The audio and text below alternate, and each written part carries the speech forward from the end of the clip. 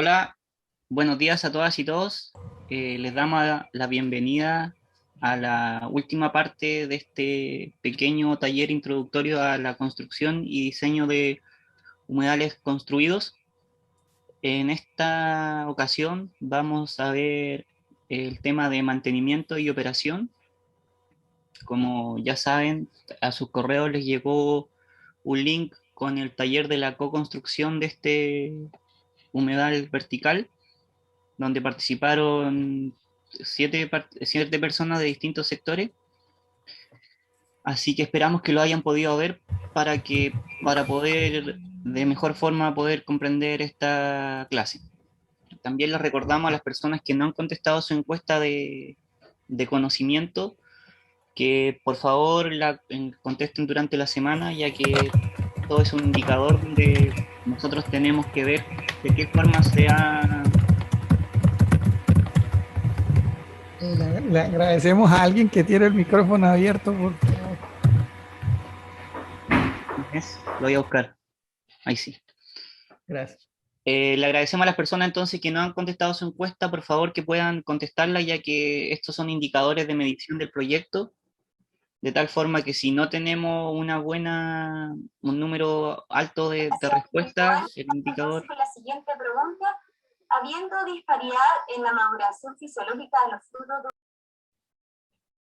Le recordamos a todos los participantes igual apagar su micrófono, después va a haber un tiempo de consultas y acotaciones, pero por ahora, por favor, tengan la precaución de mantener sus micrófonos apagados. Así es que les vuelvo a recordar entonces que conteste la encuesta de conocimiento y ahora le damos el pase al profesor Ismael Vera. Vemos una cámara ahí. ¿Alguien quiere? Hola, Gianfranco, hola a todos nuevamente. Espero que hayan tenido un buen verano. Muchos encerrados como yo, pero bueno, esa es la situación que nos toca, ¿no?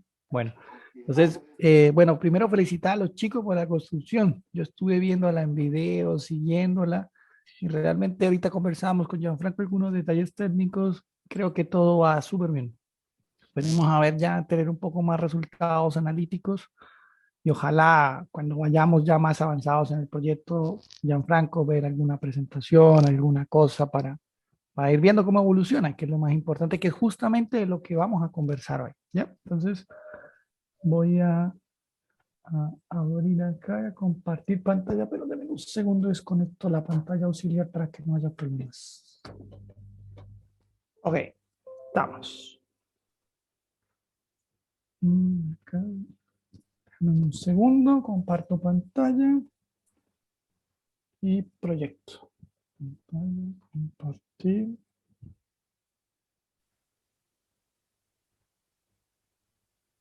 Ya. Gianfranco, confírmame que se ve, por favor. Sí, se ve bien. Perfecto. Ya. Bueno, y buenos días nuevamente a todos. Vamos al tercer y último taller. En realidad, este taller, a diferencia de los anteriores, está agrupado en uno solo y es básicamente porque las labores son muy similares. Ahí hay algunos hincapiés en cada tipo de sistema, pero en general lo rutinario, los dos sistemas es bastante similar y por eso en realidad se sintetizó en uno solo. ¿Ya?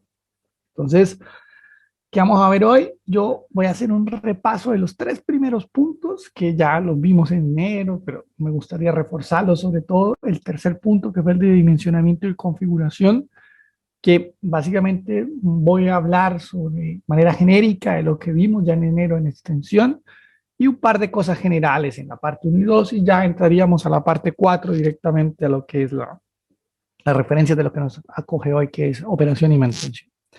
Entonces recuerden que es un humedal de forma natural, por decirlo de alguna forma. Son ecosistemas que tienen agua bien sea en la superficie o en la zona radicular de las plantas, es decir, contienen algo de saturación de agua. Los humedales tienen condiciones únicas de suelos y por lo tanto se diferencian de las zonas adyacentes. Entonces, básicamente, esto es una zona de humedal o de transición. Los humedales se caracterizan por soportar tipos de plantas especiales, es decir, plantas de tipo hidrófilo. Ahora, Los humedales en general o las zonas húmedas presentan gran productividad, es decir, más gran productividad, gran actividad biológica, y por lo tanto esto hace que tengan una buena capacidad para transformar y almacenar materia orgánica y nutrientes. Y de ahí que, inspirándose en estos modelos naturales, debido a esa buena capacidad, ¿ya? Se generaron todo el tema de humedales construidos. Entonces, recuerden que aquí uno de los grandes impulsores, el gran generador de energía es la luz solar.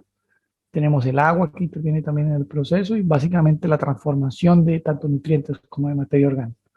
Pero cuando lo llevamos al concepto de tratamiento, recuerde que nosotros, esto está enfocado, digamos, y el proyecto y estos cursos están enfocados en un mejoramiento de calidad de agua residual.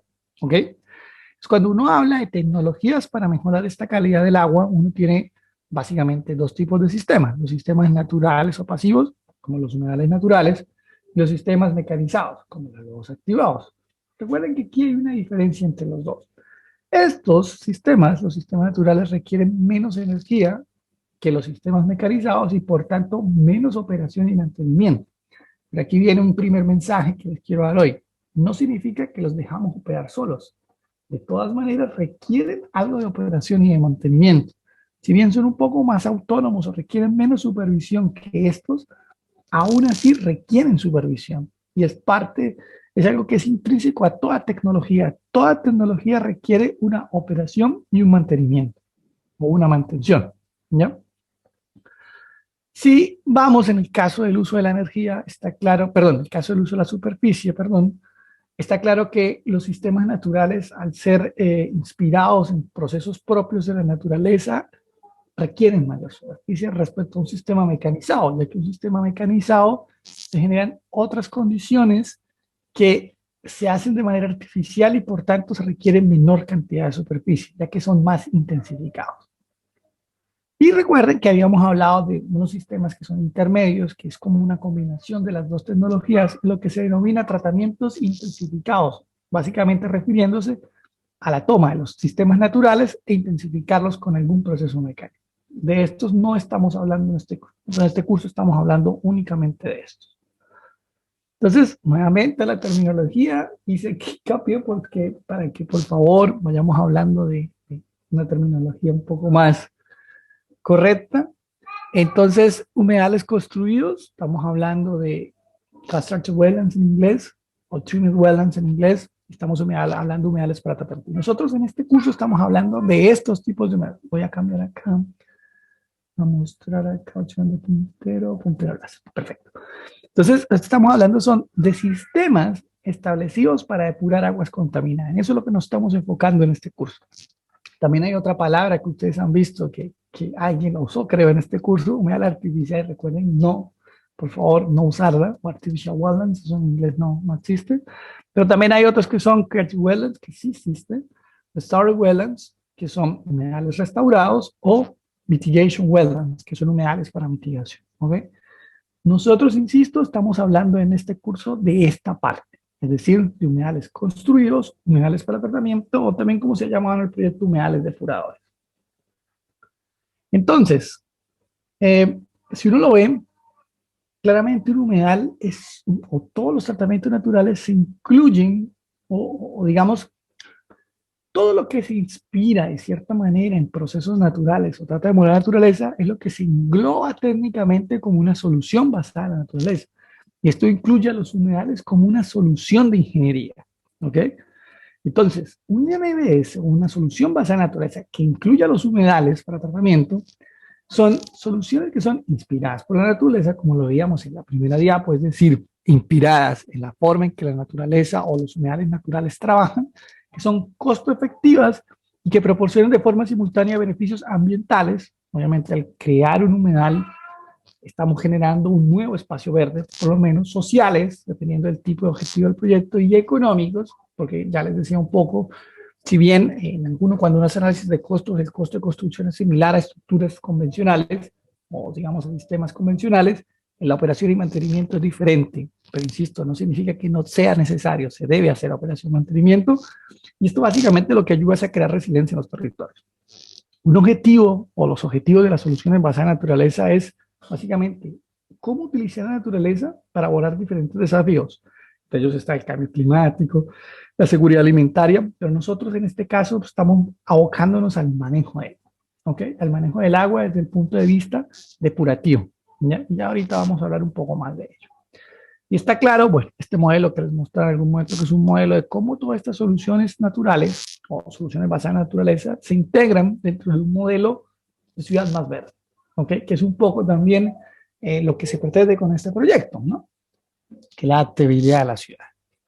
Y vendría entonces, ¿qué es la definición de un humedal construido? Entonces son sistemas de ingeniería que se diseñan y construyen para embalsar el agua bajo diferentes condiciones operativas, aprovechando los procesos naturales que involucran vegetación, suelos y procesos microbianos para procesar contaminantes y mejorar su calidad. Entonces, este concepto nos lleva a que haya una clasificación. Esta es la clasificación que, como yo les mostraba, es la más completa que se ha hecho, la taxonomía más completa que se ha tratado de hacer en humedales. Si ustedes se dan cuenta, hay diferentes variaciones por hidrología, por vegetación, pero nosotros básicamente atendemos a la clasificación clásica que los divide en 3 categorías. Los humedales construidos de flujo horizontal superficial, que son en apariencia y forma iguales a un humedal natural, ¿ya? Básicamente la principal característica es que se ve la lámina de agua es visible. Luego tenemos los humedales construidos de flujo horizontal superficial, que son estos, en los cuales se aplica agua en un punto A, percola a través de un medio filtrante sin que se vea la lámina de agua hasta un punto B. Es este, por ejemplo, donde no se ve la lámina de agua. Y el tercero es un humedal construido de flujo vertical superficial, que es básicamente una aplicación superficial, que puede ser superficial o como se diseñó en el sistema de Caret, que puede ser una aplicación subterránea. Eso es indiferente. Por lo menos aquí se ve en una aplicación superficial. ¿Ya? Y entonces nosotros en este trabajo que hemos venido haciendo desde enero, nos hemos enfocado en estos 2 tipos de humedales, ¿ya? Tanto el humedal construido de flujo horizontal subsuperficial como el de flujo horizontal subsuperficial como el humedal construido de flujo vertical subsuperficial. Recordar de que existe una serie de interrelación de mecanismos depurativos que se relacionan. Nosotros tenemos un agua con unas características de sólidos, materia orgánica, nitrógeno, fósforo, patógenos, metales, más constituyentes que vengan en el agua, y diferentes mecanismos de eliminación, como la filtración y la sedimentación, que es el principal mecanismo para eliminación de sólidos. Para materia orgánica tenemos la degradación bacteriana, y es un punto importante que vamos a tratar hoy. Para el nitrógeno tenemos una secuencia de procesos que lo discutíamos de acuerdo a la selección del tipo de humedal, y también es una secuencia principalmente microbiana, pero hay un aporte en realidad mínimo, marginal por las plantas. En el caso del fósforo es principalmente por precipitación, absorción, la eliminación. También hay un aporte de las plantas, pero es mínimo, ¿ya? Cuando hablamos principalmente de aguas residuales domésticas. Y en el caso de los patógenos hay procesos de absorción, de filtración, que en realidad la filtración, nosotros de los experimentos que hemos hecho aquí en la universidad, son los más que hemos detectado como representativos, y los metales que también existen por filtración, por absorción, por atrapamiento y por sedimentación. Entonces, es un sistema tremendamente complejo, ¿ya? Que de cierta manera nosotros desde el punto de vista de la ingeniería le damos condiciones para que trabaje, ¿ya? Y obviamente toda esta interrelación de procesos lo que nos da es un agua de frente con una mejora de su calidad.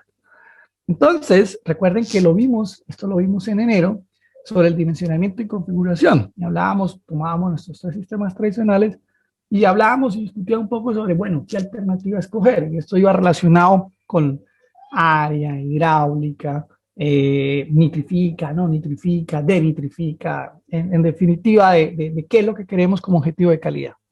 Luego hablábamos de cómo diseñar, y eso lo vimos, hicimos 2 talleres muy específicos sobre el dimensionamiento, qué tan grande, qué tan profundo, las relaciones largo-ancho, y llegamos a una conclusión que sí, siempre les dijo, es el tamaño, sí importa, ¿ya? Básicamente porque son tecnologías naturales de tipo de extensión. Y también luego, y lo veíamos también en enero, diferentes tópicos que fue los que fuimos resolviendo uno a uno en nuestro proceso de aprendizaje. Primero el tipo de humedad, la superficie, la profundidad, la relación largo-ancho, la compartimentalización, que es cuántos lechos hacíamos, y otras consideraciones adicionales. Todo esto ya lo vimos nosotros en detalle, y ahora lo que vamos a partir es, ya, ok, dimensionamos, tenemos el humedal, construimos, que fue el último taller donde yo traté de explicar algunas guías constructivas, y ahora llegamos a qué hacemos con el sistema construido, ¿ya? Entonces, una vez tenemos el sistema, lo primero, hay una primera fase que se denomina la puesta en marcha, el arranque del sistema o el startup, que se denomina en inglés. Es decir, toda tecnología en general de tipo biológico necesita un primer punto de arranque. Y los sistemas de humedales no son la excepción a ello. ¿Y por qué? Primero, porque es un periodo en el cual el sistema necesita entrar a operación y necesita generar poblaciones bacterianas que son las responsables del tratamiento dentro del sistema. ¿Esto qué quiere decir? Esto quiere decir de que dentro de la grava, en el caso de los humedales de flujo horizontal subsuperficial, o en el caso de la arena, que es el principal medio que se usa en humedales verticales, se deben generar biopelículas alrededor de los medios, de tal forma que estas biopelículas, una vez el agua trasiega por ellas, sea capaz de mejorar su calidad. Porque hay algo que es importante entender. Si bien las plantas son un factor estético, su aporte al tratamiento en sí, como lo explicaba, en cuanto a la toma de nutrientes, realmente es bajo. No es más allá de un 10 o un 20%. Pero lo que la planta sí entrega es la zona radicular que se pone dentro del humedal, entrega una flora microbiana diversa que lo que hace es mejorar la capacidad de tratamiento. ¿Ya?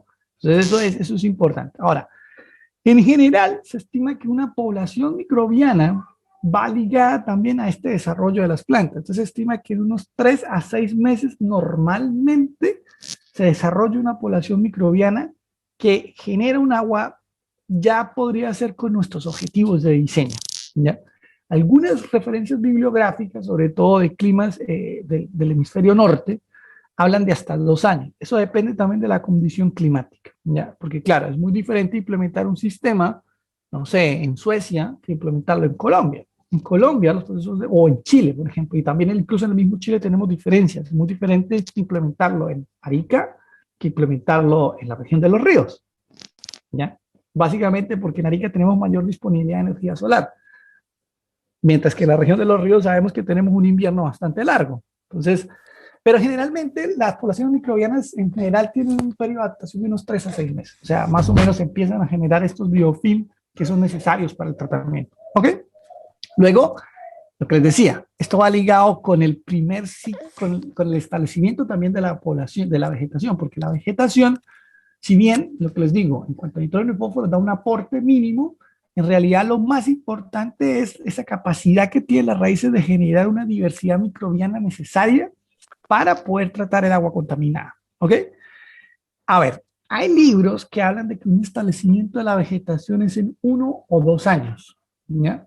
Eso normalmente sucede sí cuando hay climas donde cae nieve y también muy fríos. En el caso de nosotros, de la experiencia que hemos desarrollado acá en el país, hemos visto que después del primer ciclo primavera-verano hay un buen establecimiento de la vegetación y normalmente ahí el sistema alcanza los objetivos de diseño por el cual fue conceptualizado, ¿ya? Entonces eso es algo que podemos tener en cuenta. Y claro, aquí dependería de cuándo construyes el sistema, ¿ok? Y ahí viene una recomendación que también recuerden que la hacíamos en enero, y es que el sistema se recomienda construir en primavera o a inicios de la primavera. Está bien, por lo menos en el caso de Carep, que el proyecto vertical que se hizo y ya se construyó, no por un tema de tiempo no se pudo construir, pero se construyó durante el verano. Entonces eso es como el límite. Ya ahora tenemos que ver el punto de monitorear cómo funciona, ¿ya?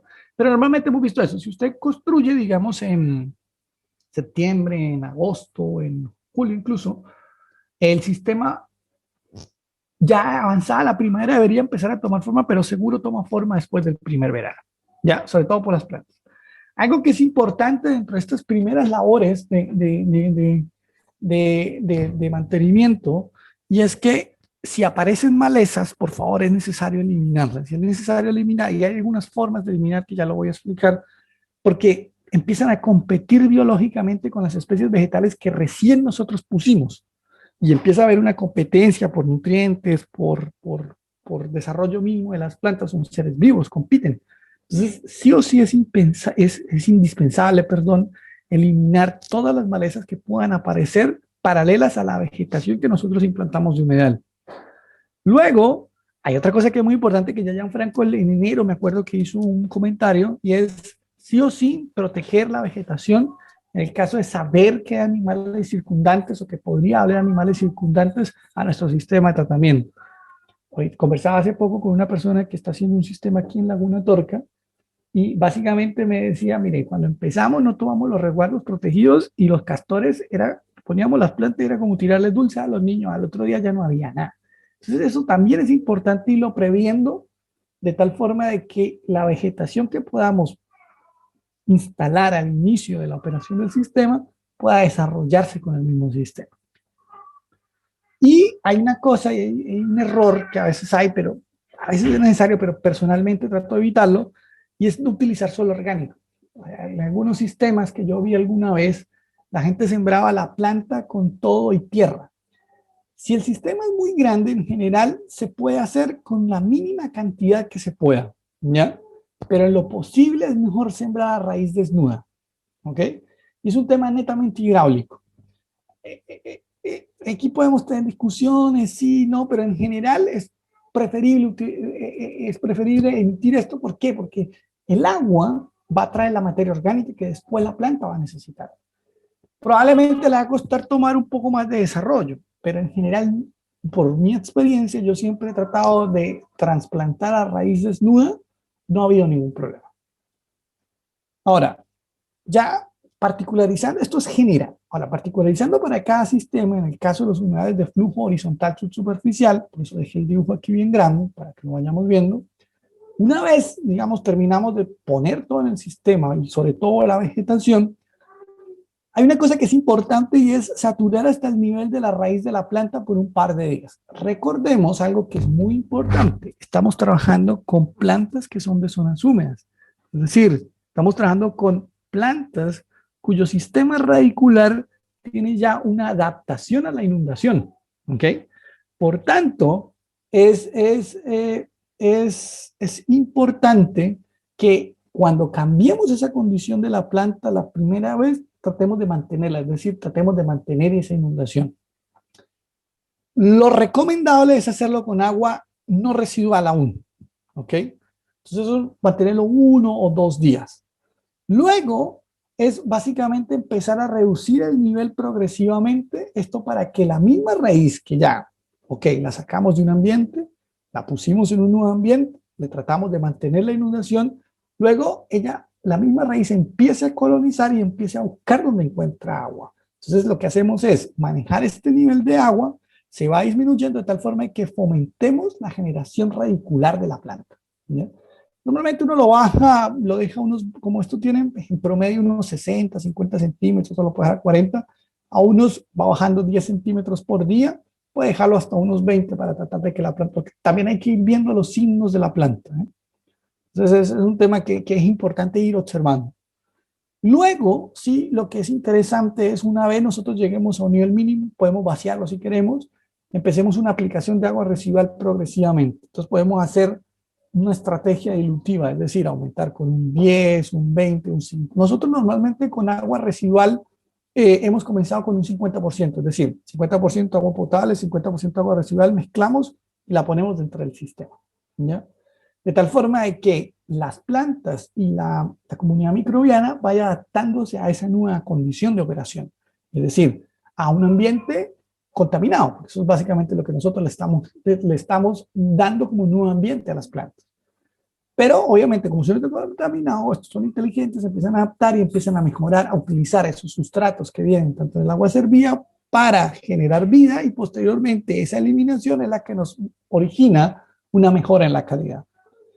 Esto normalmente podría ser un trabajo de 1 a 2 semanas, ¿ok? Entonces, en realidad hay que ir viendo. Yo no puedo decir, nosotros regularmente hemos trabajado máximo en esta estrategia 2 semanas, no más de ello. Luego, en el caso de los sistemas verticales, porque claro, observen, aquí tú puedes saturar la raíz, pero aquí no. Hay una cosa importante. Ustedes van a leer material donde se recomienda, para eliminar las malezas que se pueden ver aquí en la zona superior, es saturar el lecho completo. Es decir, que el agua esté por encima del nivel de las plantas. Eso es ya que generalmente las malezas, sus raíces no tienen tolerancia a la inundación, ¿ok? Básicamente es por eso. Personalmente no lo recomiendo porque o sea, en realidad el sistema debería estar diseñado justamente para que no se viera la lámina de agua. Yo particularmente no lo he trabajado nunca así, pero lo pueden leer en algunos libros. Luego, en el sistema vertical, también, una vez terminada la vegetación y todo, aquí sí tenemos que hacer como un sistema de riego. Entonces, puede ser que lo aprovechemos el sistema que tengamos de una vez de alimentación o regar, como aquí estamos pensando, el proyecto está más enfocado en sistemas más pequeños, regar con una manguera. No hay. Puede ser todos los días, puede ser cada 2 días, hay que ir viendo, porque también en el caso de la región de los ríos, que justamente por otro proyecto que estamos conversando allá, que hay una ventaja, llueve mucho, que no es una desventaja para las plantas. Entonces, básicamente, si hay lluvia, que lo conversamos incluso con Gianfranco también por el tema de plantas, dijo, no, profe, ha llovido, ya, no hay ningún lío. ¿Por qué? Porque nuevamente, una característica de estas plantas es justamente que son de zonas inundables. ¿Ya? O sea, la raíz tiene tolerancia a la inundación. Y por tanto hay un principio básico, la raíz en lo posible debe estar húmeda. ¿Ya? Y eso es muy importante. Si normalmente las plantas que se usan en humedales, que también lo vimos en enero, las raíces secas normalmente se mueren. ¿Ya? Es importante, por eso es la importancia sobre todo hídrica inicial. Luego, al igual que en el sistema de flujo horizontal, es importante ir incrementando la carga, o sea, haciendo una mezcla del agua que vamos a tratar y el agua potable. Entonces puede hacer una mezcla 50-50. Insisto, nosotros hemos trabajado con 50-50 y nos ha funcionado bastante bien. Incluso en experimentos que tenemos hoy día, tanto aquí en Talca como en el norte, creo que les mostré algo en enero, hemos usado esta estrategia ahora con las cuarentenas, porque con las cuarentenas nosotros hemos tenido que interrumpir los experimentos y luego volver a retomar operación. Y la verdad ha funcionado bastante bien, no hay ningún problema con las plantas, e ir incrementando hasta llegar al 100% de agua residual. Luego, claramente, ir aplicando ya el agua residual para comenzar la etapa de tratamiento como tal. Este tiempo, insisto, puede ser de 1 a 2 semanas, ¿ya? Pero ojo, recuerden lo que decía inicialmente, que también es importante, sobre todo desde el punto de vista ambiental, de normativas y de permisos ambientales. Y es que el sistema en general, las poblaciones responsables del tratamiento, las poblaciones bacterianas generalmente sean de 3 a 6 meses. Y aquí hay una gran diferencia que es importante recalcar con los sistemas de lodos activados. Un sistema de lodos activados tú no me lo puedes tener operativo. Es decir, cuando digo operativo quiero decir trabajando y logrando los objetivos de calidad de agua de diseño con el que fue concebido. En el caso de un humedal, podría ser que en los primeros 3 meses no los tenga. Nosotros hemos hecho algunos monitoreos y en general hemos visto que al mes podríamos ya tener un agua de calidad. Pero ¿qué es lo que pasa? Que normalmente oscila bastante. Pero normalmente, como les decía, la estabilización uno la puede tener después del primer ciclo primavera-verano. Ojo con eso. Entonces, esto es importante tenerlo también para las personas que son autoridades ambientales que estén escuchando acá y también para pedir permisos ambientales respecto a cuál es el periodo de arranque del sistema y cuándo el sistema podría estabilizarse y alcanzar los objetivos reales de diseño para el que fue diseñado, valga la redundancia. ¿Ok? Eso es importante. Si bien estas etapas, que son las iniciales, son de 1 o 2 semanas, el establecimiento como tal, como les decía, 3 meses, 6 meses, dependiendo de cuándo se implanta. Ahora, ¿qué labores son necesarias? Y aquí ya empezamos a lo que es el trabajo propio de qué hacemos para que nuestro humedal funcione bien o funcione acorde a lo que fue diseñado. Entonces, en la norma alemana, la DWA 262S, hay una serie de recomendaciones y tiempos para realizar estas labores. Entonces, en la tabla 22 habla de tareas de autoinspección, es decir, que deben realizar las personas que manejan los sistemas cuando se trata de sistemas descentralizados. O sea, cuando estamos hablando como CAREP, que es un instituto aparte, o una casa, ¿ya? O una escuela. Estamos hablando de sistemas pequeños, ¿ok? Entonces, básicamente, vamos uno por uno. Es una tabla que considera un componente, cuál es el componente del sistema de tratamiento, cuál es la tarea, cuál es la frecuencia con la que se hace, y bueno, algunos remarks, comentarios al respecto. Hay un componente que es general, que generalmente, valga otra vez la redundancia, en Latinoamérica nosotros no somos muy dados a ser muy cuidadosos a llevar registro de todo. Normalmente para cualquier sistema de tratamiento se debe tener un libro independiente de registro o libro de la vida útil del sistema. es como para que lo tengamos más claro y lo homologuemos, es como las bitácoras que tienen los conserjes a la entrada de los edificios, que anotan todo, exactamente igual, ¿ya? Esto es continuo, es decir, por cada situación que se va identificando, es importante irla registrando en el libro para saber la historia del sistema. Y está claro que también es importante tener toda la documentación de actividades de inspección y mantenimiento. Es decir, por ejemplo, que es un punto que viene más abajo, el retiro de los lodos de la fosa séptica. Importante tener en este libro el respaldo de cuáles son las labores que se van haciendo, ¿ya?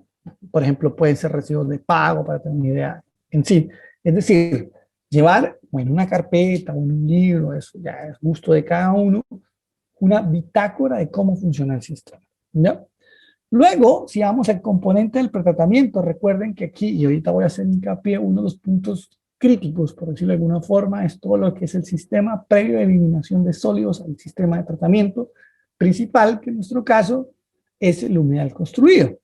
Entonces, en el pretratamiento, donde básicamente en las casas o estos sistemas descentralizados vamos a usar fosas sépticas, básicamente hay que hacer una inspección visual de los niveles del agua dentro de este sistema de eliminación de sólidos, así como también de la entrada y la salida, es decir, de pronto a veces se tapan por X y razón, y generalmente ver si existe o no existen problemas dentro del movimiento del agua. Esto se recomienda hacer una vez al mes, entonces habla de una frecuencia mensual, y lo que decía, revisar si hay fugas, si hay algún bloqueo, y sobre todo en el caso de las fosas sépticas, revisar el nivel del lodo. Y luego hay otra etapa, otro proceso, que es la eliminación justamente de estos lodos, ¿ya? Entonces esto, si bien se debe hacer de acuerdo al nivel de lodo, y esto va correlacionado con la producción de aguas residuales, es necesario hacerlo al menos una vez al año. Eso normalmente es lo que uno debería hacer, limpiar su fosa séptica al menos una vez al año, ¿ya? Y está claro que se debe hacer con una persona, una empresa, que sea autorizada para el manejo y se disponga en un sitio autorizado. Normalmente se llevan a plantas de tratamiento más grandes que están legalizadas, autorizadas para hacer este trabajo, ¿ok? Luego, si existen equipos de bombeo, por ejemplo, en el caso si nosotros, si bien en este proyecto lo concebimos especialmente, esto es especialmente aplicable a humedales verticales, ¿ok? Que es donde posiblemente podríamos tener un bombeo para nuestro sistema de tratamiento. En el caso de Caret, recuerden que se trabajó a través de un sifón, ¿ya? De un sifón que dosifica los pulsos de agua sin necesidad de equipos de bombeo, ¿ok? Entonces, pero si es necesario un equipo de bombeo, si ustedes recuerdan cuando yo les mostraba un poco las normas danesas, los daneses, como es un país plano, básicamente utilizaban bombas, ¿ya? Y lo mismo pasa en Alemania, ¿ok? Entonces, insisto, esto viene de Alemania. Entonces, hay que verificar esa capacidad operativa de la bomba, si la bomba funciona bien, ver si existe un registro, digamos, si la bomba trae un registro operativo o no. Esto se debe revisar de manera mensual, mirar si han existido mensajes de error, y claramente cada cosa normal o no normal que se detecte, llevarla al libro de registro. Luego, la estructura de entrada al humedal, ¿no? En la estructura de entrada al humedal, recuerden que nosotros tendríamos dos estructuras de entrada. Una, en el caso de los sistemas horizontales, que es básicamente el punto A, y en el caso de los sistemas verticales, en la superficie, hacer una inspección visual de su capacidad operativa.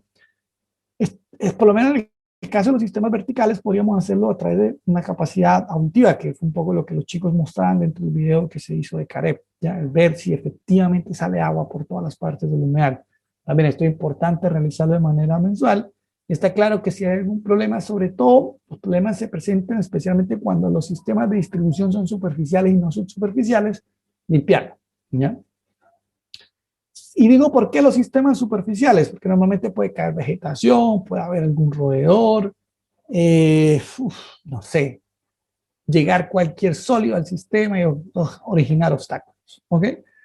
En la estructura principal, que ya estamos, cuando hablamos de estructura principal, hablamos de nuestra unidad como tal, hay que ver dos aspectos principales. Uno, la salud de las plantas, ¿ya? Hay que ver cómo se ven las plantas y la aparición de lo que se denomina encharcamientos o ponding en inglés, ¿ok? Entonces, esto también se debe realizar de manera mensual. Y esto de los encharcamientos, que es el fenómeno denominado colmatación de forma técnica, ya lo voy a explicar un poco más en detalle a continuación, ¿ok? Entonces, aquí es de manera mensual también. Y aquí habla de consultar a un especialista, sobre todo en el tema de las plantas, o hay que ver qué está pasando específicamente. Ahí me pueden llamar y yo con gusto lo podemos ver.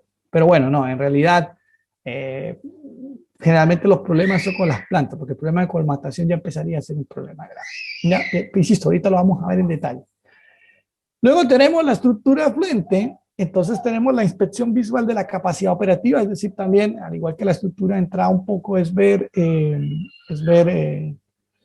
cómo funciona. Si, por ejemplo, ustedes observan, no sé, que el sifón, por ejemplo, perdón, el sifón de salida, sobre todo en los humedales de flujo horizontal superficial, por X y razón, ustedes ven que la lámina de agua está subiendo mucho, es porque la pérdida de carga seguramente está muy alta en el tubo que dejan finalmente de construcción. Entonces, normalmente, como yo le envié los diseños a Caret, uno lo que hace regularmente es dejar como una especie de torre para poder lavar o hacer un retrolavado. En el caso de los humedales verticales es ver si efectivamente fluye agua de manera adecuada o no para lo que fue diseñado. Y en caso tal, generalmente es necesario limpiar y se limpian regularmente con un lavado.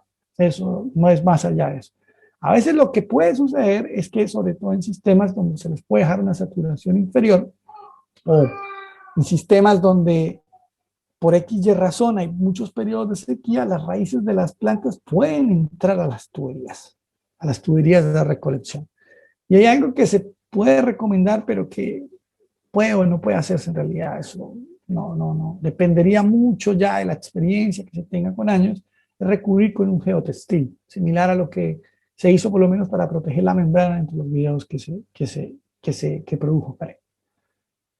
Entonces, si hablamos ahora de un sistema un poco condominial, es decir, para más de una casa, que ya eso es un poco más complejo, ¿qué labores son necesarias? Entonces, básicamente difieren en lo mínimo respecto a lo que hablábamos anteriormente. Entonces aquí, claro, aquí ya hay otro tipo de frecuencia que al anterior hizo falta una cosa que ahorita lo voy a decir. Entonces estamos, primero, revisar las estructuras de entrada y de salida. Eso se hace casi de manera diaria en una planta más grande. Estamos hablando ya puede ser de 4 o 5 casas, ya que se puede necesitar ya un operador. Revisar o limpiar rejillas, básicamente porque normalmente esto tiene un sistema de rejillas. Sacar esos sólidos acumulados esos se retiran como basura común en realidad. Revisar las bombas o los sifones de entrada o la forma en que se tenga el sistema de entrada para el sistema de humedal, limpiarlo, ver lo que el agua corra, que no haya problema. Revisar que las celdas no presenten fugas ni desbordes. Esto básicamente es una inspección visual, es decir, pasar por todo el sistema, de que no haya un rebalse, de que el agua fluya por donde tiene que subir. Revisar las celdas si hay un drenaje pobre o encharcamientos, y esto nuevamente vamos al problema de la colmatación. Eso hay que empezar a verlo, si existe o no, y eso es inspección visual.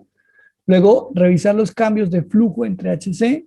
Esto es en caso de tener, recuerda lo que hablábamos de la compartimentalización, si trabajamos con con 2 celdas, si son series, si son paralelos, eso hay que verlo tanto de manera mensual, perdón, diaria o semanal, depende también cómo haya sido concebida la operatividad del sistema. Luego también es importante ya en plantas o en general, ojalá en las chicas, tener dispositivos de medición de caudal. No son nada económicos, la verdad, pero hay que revisar en lo posible, instalar, depende de la capacidad económica, pero si se instalan, por favor, revisar que estén operativos, es bastante importante. Aquí viene un punto que también es importante y es las muestras para análisis de la calidad del agua, y esto está relacionado con cómo funciona mi sistema. Cuando uno mira, algunos países se recomienda de manera semanal. Yo lo que más he visto así sofisticado es que miden ciertos parámetros cada 20 minutos, ¿ya? En sistemas que son instrumentados experimentalmente para conocerlos en profundidad. Toma ciertos parámetros cada 20 minutos, aquí se recomienda semanal. Está claro que ya lo vamos a ver qué implicaría esto. Es un tema de costos, básicamente, ¿ya? Pero también puede ser una frecuencia mensual. Creo que aquí ya dependería mucho digamos, del permiso que se tenga por la parte de la autoridad ambiental o de la autoridad sanitaria respecto a cuál va a ser realmente la frecuencia de monitoreo, ¿ya? Pero es importante tener en cuenta esto, ¿ya? Y ya, insisto, ahorita hay un punto sobre eso. Luego seguimos y acá, digamos, la tabla continúa. Luego está todo lo que son, digamos, las paredes del humedal. Es básicamente revisarlas, eso se debe revisar una vez al mes, sobre todo cuando se hacen taludes de coronación de los sistemas. Hay que estarlos revisando, pero entonces esos tienden a erosionarse, que es lo mismo que sigue, que es básicamente revisar, reparar los signos de erosión entre paredes del humedal, ¿ya? Luego también eso se hace de manera mensual. Revisar, porque normalmente un sistema de tratamiento debería tener caminos de acceso despejados para poder realizar otras labores, sobre todo todas las labores de inspección. Eso también se debe hacer de manera mensual.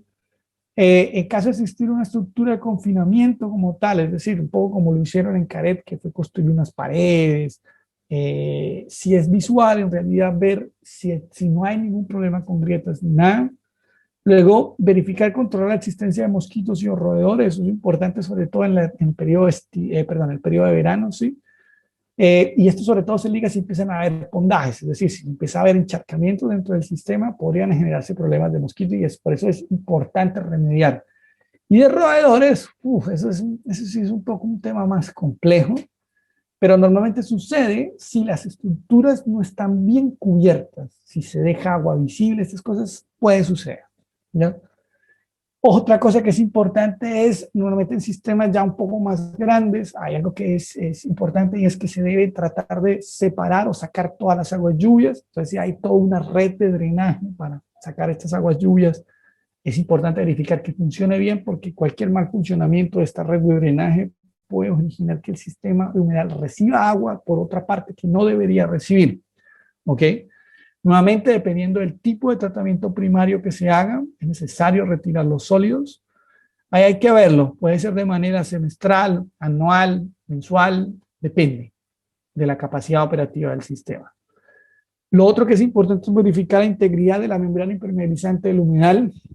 Esto también se puede hacer de manera mensual, semestral.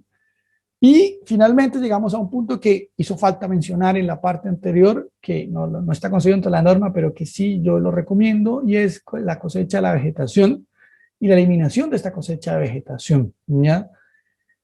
Puede ser en algunos países de manera semestral, sobre todo tropicales, porque ahí la producción de vegetación es elevada por la disponibilidad de energía solar, pero también puede ser de manera anual, ¿ya? De manera anual, una de las recomendaciones que se hace es que hay un principio y es hacerlo a principios del otoño.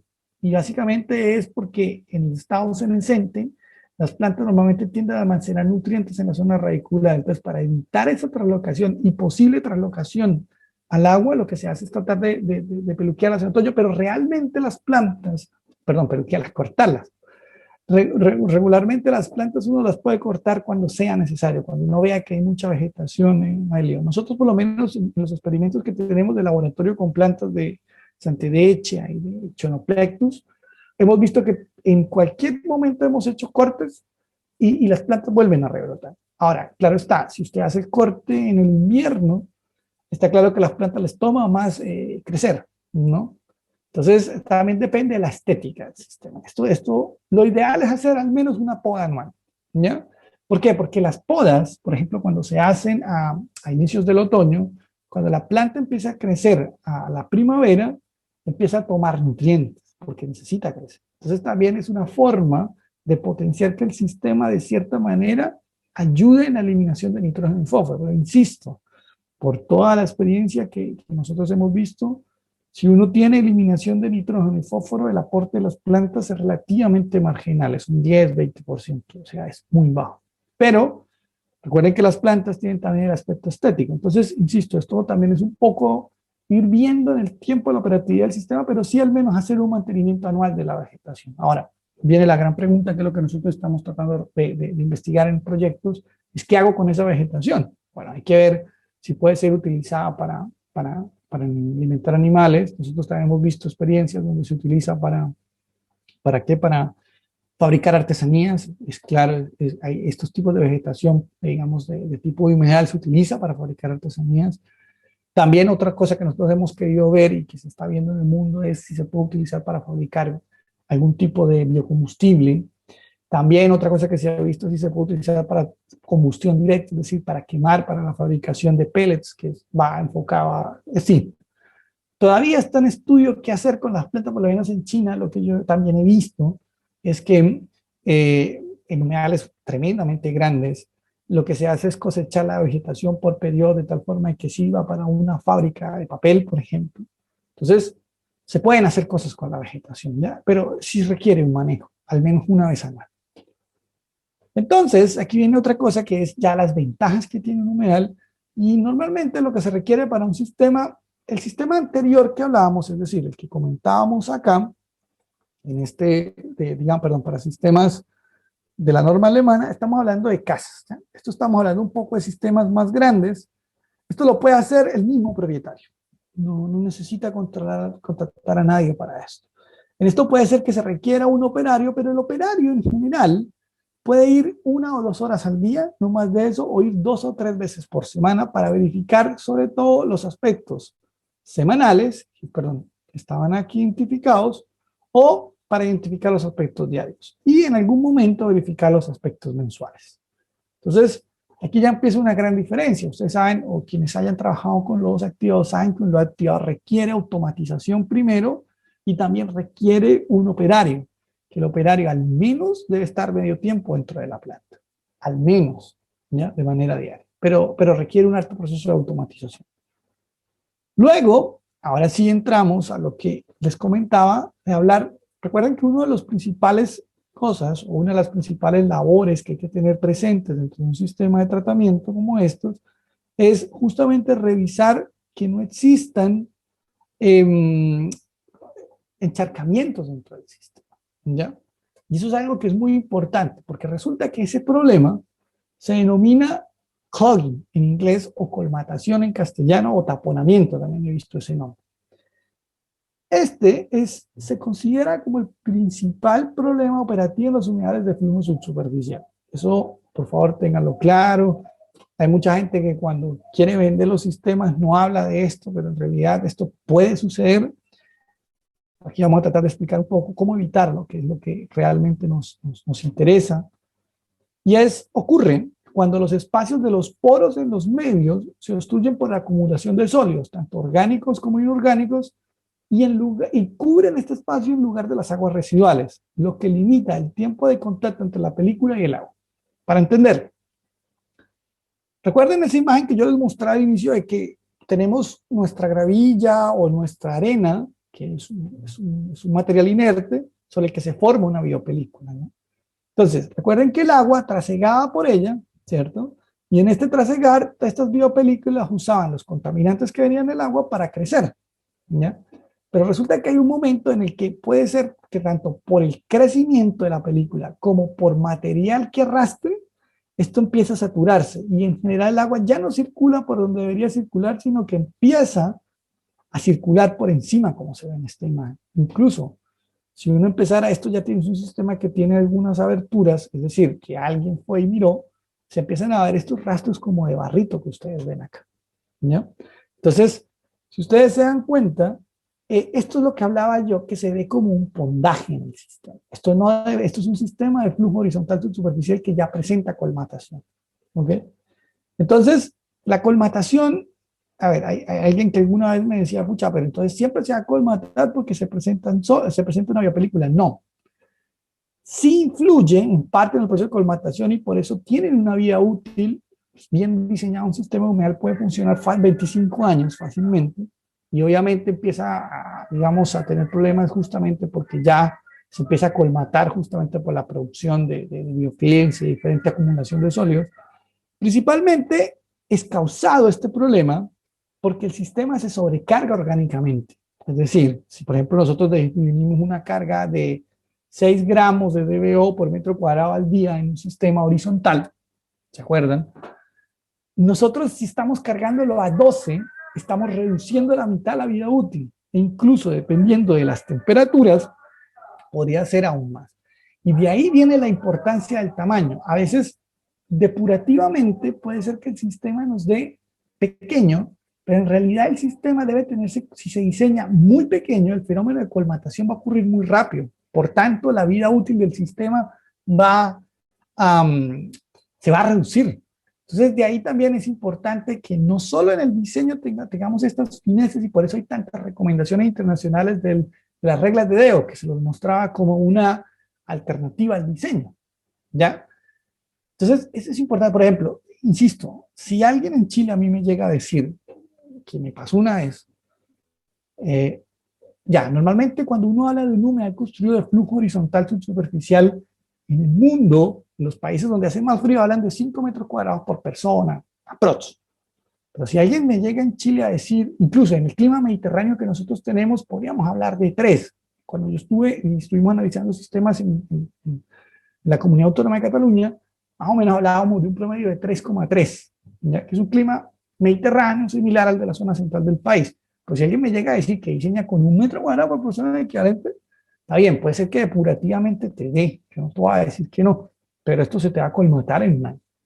Y tengo entendido que justamente quien me respondió eso, hay sistemas que están colmatados. Entonces eso es importante tenerlo en cuenta, de que a veces reducir tanto el tamaño, que era algo que conversábamos con los chicos de CARE en algún momento en las reuniones preparatorias, era que se sorprendían de los tamaños. Yo le dije, sí, pero es que el tamaño normal, por eso aquí el tamaño importa, yo insisto en eso, tanto desde el punto de vista depurativo como el evitar este fenómeno de la colmatación. Recuerden que para sistemas horizontales de flujo horizontal teníamos una limitante de la sección transversal, que era una de las verificaciones que hacíamos, que era de 250 gramos de DBO por metro cuadrado por día en la sección transversal, justamente para evitar este fenómeno de colmatación. Y iba ligado justamente con esta carga orgánica.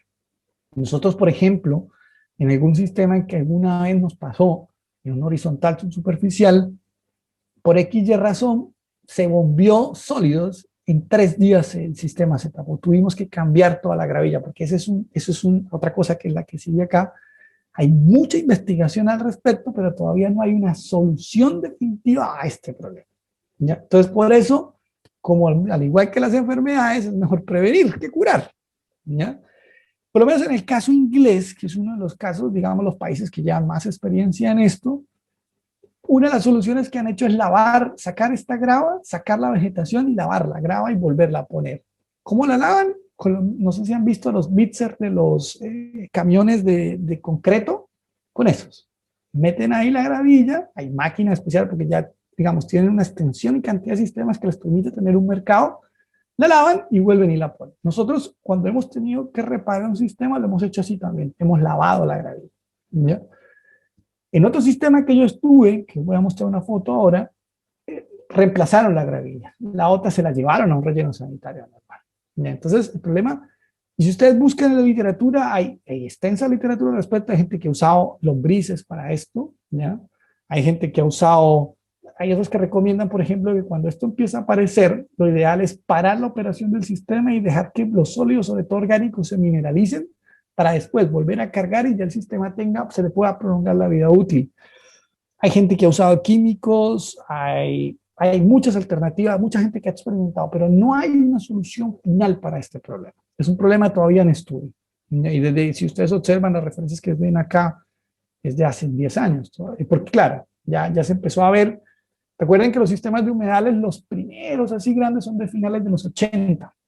¿Ya? O sea, en realidad, desde los 50 se empezó a estudiar como tecnología, pero el desarrollo de la tecnología como tal se empieza a dar en los 70, en los 80, en los 90. Entonces, claro, cuando empiezan a verse los primeros problemas son a principios del siglo y ahí se empieza a estudiar este problema de colmatación. Entonces, en humedales construidos de flujo horizontal superficial, ¿cómo empieza a notar uno esto? Cuando tenemos una entrada de agua superficial, es decir, como por un canal, lo que nosotros empezamos a ver es similar a lo que veíamos en la imagen anterior, es decir, el agua ya nos infiltra por nuestro lecho filtrante, desde el punto A hasta el punto B, sino que el agua empieza a aparecer en la superficie del humedal. Y luego sí, en la zona, como esta zona, en la que no sé si se ve un poquito más oscura, tal vez no se ve tan bien, empieza a ingresar en un punto posterior, por tanto ya empezamos a ver agua. Y recuerden que en un humedal construido de flujo horizontal superficial no debería haberse agua. Entonces se ve algo como esto. ¿Ya? Tenemos un canal de entrada superficial y el agua, en lugar de ingresar por la gravilla, empieza a correr de manera superficial. Este ya es un sistema que presenta signos de colmatación, por ejemplo. Si lo vemos en perspectiva, se ve de esta forma. Ustedes observan, hay unas zonas que se encuentran colmatadas, hay otras zonas que se presentan sin colmatación. Y atrás vemos otra de las celdas, no sé si se alcanza a ver bien, donde ya ha sido completamente reemplazada la gravilla por una nueva, que está en espera de un proceso de plantación. En algún momento yo también les mostré una foto en enero de justamente de esta celda de humedad. ¿Ok? Y en el caso de sistemas que tengan una entrada subsuperficial es muy similar. La verdad es que el signo, o digamos la forma en que uno sabe que esto está ocurriendo es porque empieza a haber acumulación de agua en la superficie de la humedad. ¿Vale?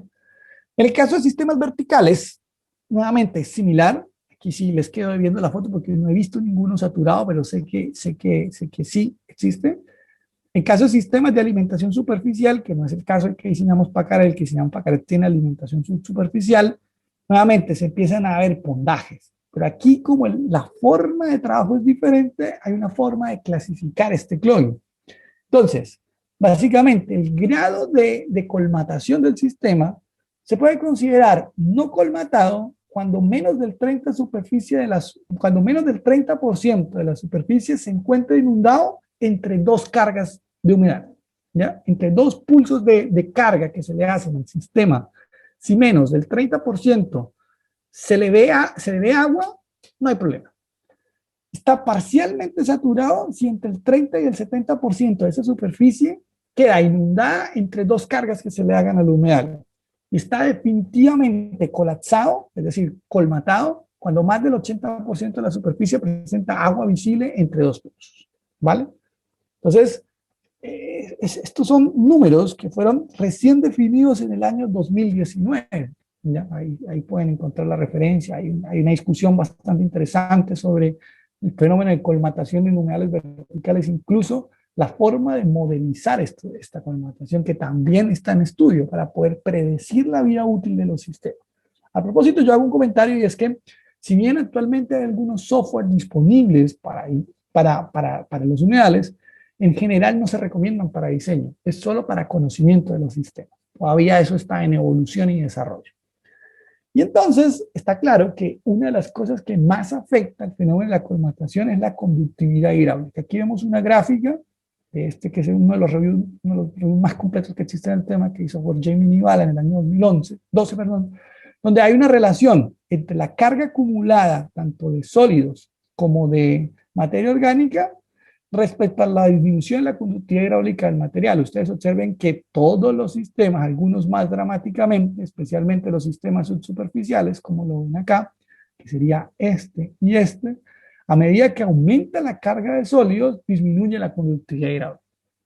Y al disminuir esa conductividad hidráulica, ¿qué es lo que se pasa? Que se tapona y finalmente el agua aparece por la parte superficial. ¿Ya? Entonces, perdón, antes de pasar acá, ¿cómo previene uno esto? Básicamente teniendo un buen sistema de pretratamiento. Eso es una de las claves y por eso está la importancia entre las labores rutinarias, está esta eliminación del lodo, porque este lodo genera este tipo de taponamiento. Lo otro también es eliminando restos de vegetación, en sí reduciendo al mínimo y la cantidad de sólidos externos que puedan ingresar al sistema. Y lo segundo es trabajar dentro de las cargas operativas para las que se diseñó el sistema. ¿Ok? Entonces, es como las dos medidas principales de prevención que uno podría hablar. Ahora, también uno puede tener problemas con las plantas, y ojo con eso tampoco mucha gente lo comenta. Nosotros, por ejemplo, aquí viene un individuo que se nos murió en un experimento de laboratorio, y básicamente se murió por una colonia de pulgones. Aquí no sé si la imagen no me quedó tan buena, bueno, esto estamos hablando de hace ya unos años. Se comieron la planta. Si ustedes se dan cuenta, aquí la planta se ve completamente muerta. Y este problema lo hemos tenido desde Arica, desde Iquique, que hemos tenido experimentos, hasta la región del Biobío. Todas nos ha aparecido generalmente pulgones. Pero lo hemos solucionado de manera bastante fácil con productos artesanales. Básicamente disolvemos agua con tabaco, agua con ajo, se las asperjamos por unos días, los bichos desaparecen. En realidad, también en algún caso que tuvimos problemas ya un poco más avanzados, usamos un producto comercial, de los que se usan para jardinería de las casas. No es nada más avanzado. Son bichos que también atacan las plantas de las casas, ¿ya? Entonces, Eso también es importante tenerlo en cuenta por si ustedes ven estos síntomas dentro de la vegetación. Y de ahí viene algo que es muy importante, que también lo conversábamos en enero, y es la utilización de plantas autóctonas. En general, las plantas autóctonas o silvestradas ya están, digamos, de cierta manera atadas al ambiente. Cuando tú traes una planta externa, seguramente pueden llegarle plagas que no le llegan a las plantas comunes. Entonces, este es un problema que a nivel domiciliario podemos solucionar, pero a nivel de una planta grande ya es mucho más complejo. Insisto, normalmente, por ejemplo, para este amiguito de acá, que según lo que me dijeron es un pulgón típico de las plantas, nosotros regularmente agua con tabaco nos ha funcionado bastante bien. Agua con ajo también. Y en algún par de casos hemos utilizado algunos productos de estos insecticidas, digamos, un poco más que venden en las tiendas para asperjarlo. Y realmente en 1 o 2 semanas desaparece. Y luego viene ya, para ir cerrando, lo que es el monitoreo del sistema y la calidad del agua. ¿Por qué hacer un monitoreo? Esto regularmente no se hace en Chile. Generalmente, o sea, no se hace, perdón, a ver, a nivel del sistema general se hace, pero normalmente cuando estamos en un sistema particular no se hace, ¿no? Y es por un tema de dinero básicamente, no por falta de voluntad. Pero ¿para qué monitorear? Primero, nos permite conocer el funcionamiento del sistema de tratamiento, ¿ya? Es decir, si realmente nuestro sistema, aparte de todo lo que ya hemos visto en la evaluación de operación y mantenimiento, si realmente funciona para lo que fue diseñado. Y viene la segunda parte, es verificar el cumplimiento de la normativa ambiental.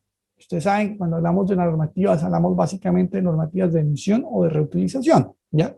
Recuerden que este proyecto que estamos trabajando acá, o estos talleres, estamos hablando más de reutilización. Y también es importante por velar por la salud de los operadores y el ecosistema, porque básicamente si nosotros diseñamos un sistema, intentamos mejorar la calidad del agua, si le vamos a entregar esta agua al ecosistema, pucha, tenemos que asegurarnos de que sea un agua de calidad, ¿ya? Y básicamente, bueno, esto es una labor de monitoreo típica, pero esto es una entrada, esto es agua servida cruda, no es agua tratada. En caso chileno, recuerden, y este número no se les olvide, todo el muestreo de aguas residuales, tanto de la entrada como de la salida, está regulado por la NSH 411-10 de oficio del 2005, que habla de la recolección y el manejo de las aguas, el muestreo de aguas residuales, manejo y recolección de las muestras. ¿Ok? Pues para que lo tengan en cuenta. Si seguimos hablando de esto y hablamos ahora de qué normas básicamente existen, entonces hablamos de las normas de emisión que establecen límites a la cantidad de contaminantes que pueden producir las fuentes emisoras en general y que se pueden descargar al medio ambiente, ¿ya? Recuerden que en Chile básicamente tenemos 3 normas. El Decreto Supremo 609 del 98, que es básicamente la regulación de descarga de contaminantes a un sistema de alcantarillado. Esto está más enfocado en los residuos industriales líquidos, tal vez no sería tan aplicable para lo que estamos aquí viendo. Pero luego sí tenemos el Decreto Supremo 90 del 2000, que es la normativa más aplicada en el país, y en el cual sí podríamos estar, digamos, en el caso de que no queramos reutilizar, sino descargar algún estero, alguna cosa, estar dentro de esta normativa. Y luego, que lo más común que se hace, digamos, a nivel en el campo descentralizado, que es el Decreto Supremo 46, que es cuando infiltramos aguas subterráneas. ¿Ok? Ahora, en el caso de la reutilización, aquí ya estamos en un terreno espinoso, lo llamo yo. Un segundo. ¿Por qué? Porque en Chile existe, primero, hay una ley, que es la 21.075 en 2018, que es la que regula la recolección, reutilización y disposición de aguas grises, que es un poco, lo estuvimos viendo cuando analizando con los chicos de CAREB.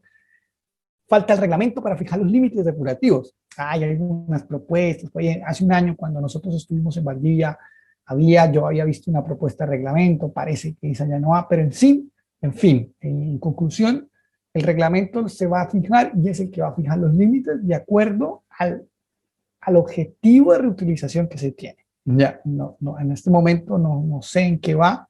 Si alguien tiene información, sería bueno que la compartiera. ¿Ya? Luego, en el caso de la reutilización de aguas residuales domésticas, ¿ya?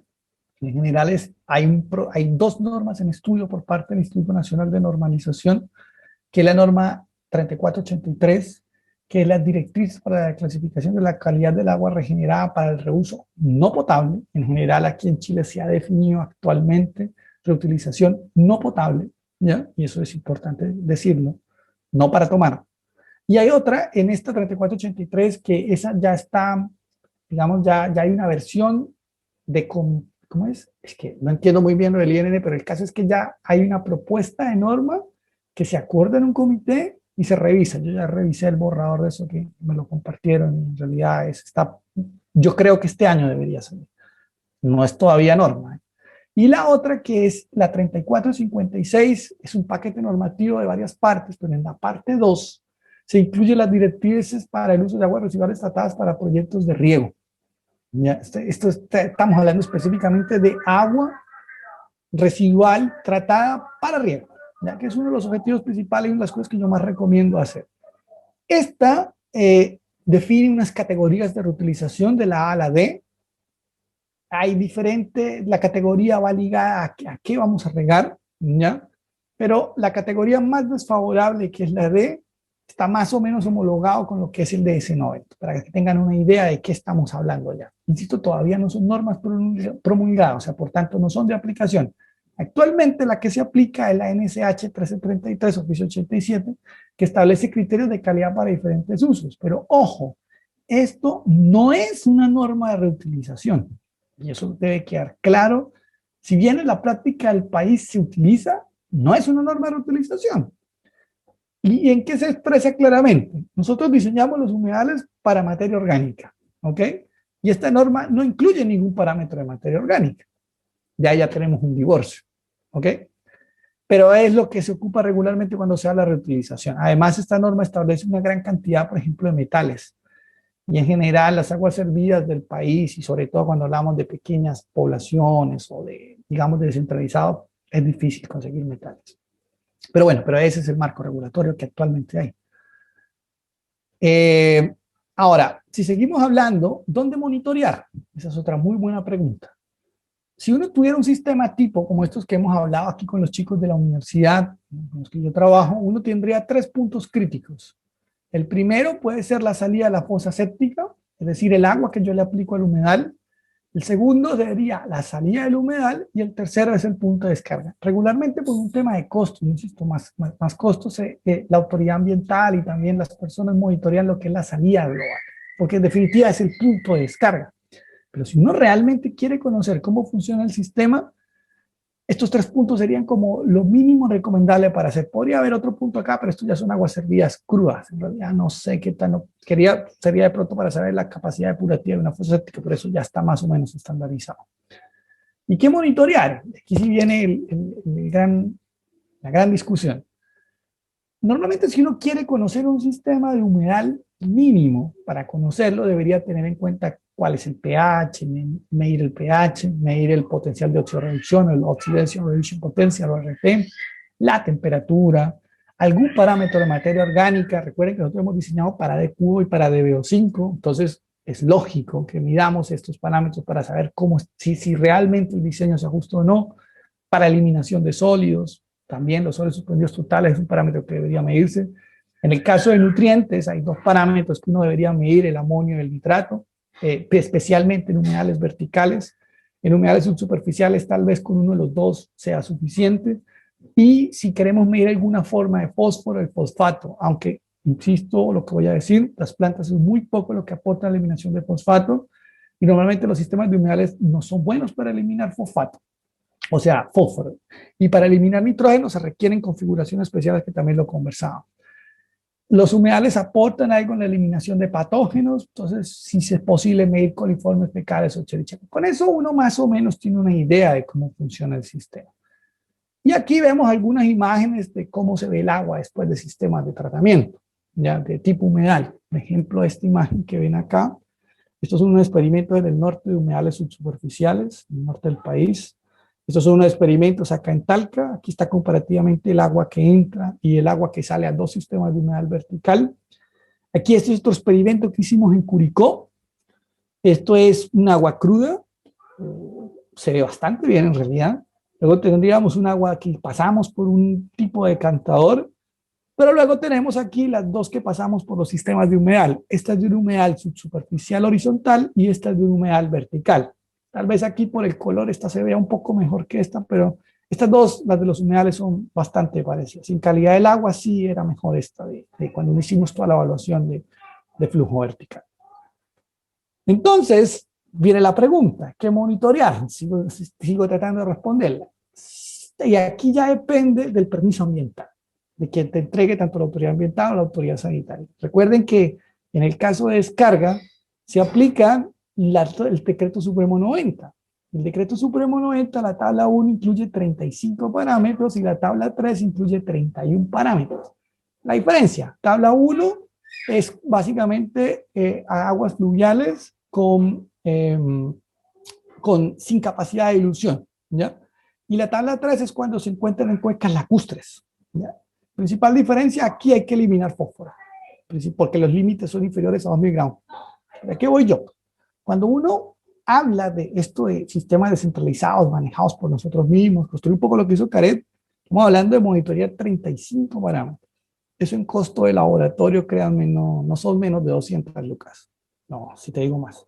Y lo mismo de 31 parámetros. Entonces, en otros países, ¿qué es lo que se ha hecho? En otros países lo que se ha hecho es que, está bien, existe la norma general de descarga, pero solo se aplica hasta ciertos, a ver, ¿cómo es? Se toman ciertos parámetros hasta ciertos caudales de descarga. Porque está claro que los más pequeños no tienen la capacidad económica y no generan toda la contaminación que se pretende monitorear acá. Hay otros países que en las regulaciones ambientales lo que se permiten son excepciones, es decir, si se define una frecuencia de muestreo quincenal se hacen algunos parámetros y de manera anual todos los parámetros. Insisto, esto va en el espíritu de pensar de que los pequeños no tienen esa capacidad económica para pagar monitoreos. Insisto, un monitoreo de esto puntual, ni siquiera, porque un monitoreo porque, claro, aquí ya vamos a los monitoreos, el tipo puntual o el tipo, se me olvidó el nombre, complementar. Bueno, el monitoreo que se hace en 24 horas, continuo, ¿ya? Un continuo de 24 horas que es un monitoreo integrado, esa es la palabra, ¿ya? Ese tiene otro costo, ese hay que hacerlo con un equipo automático.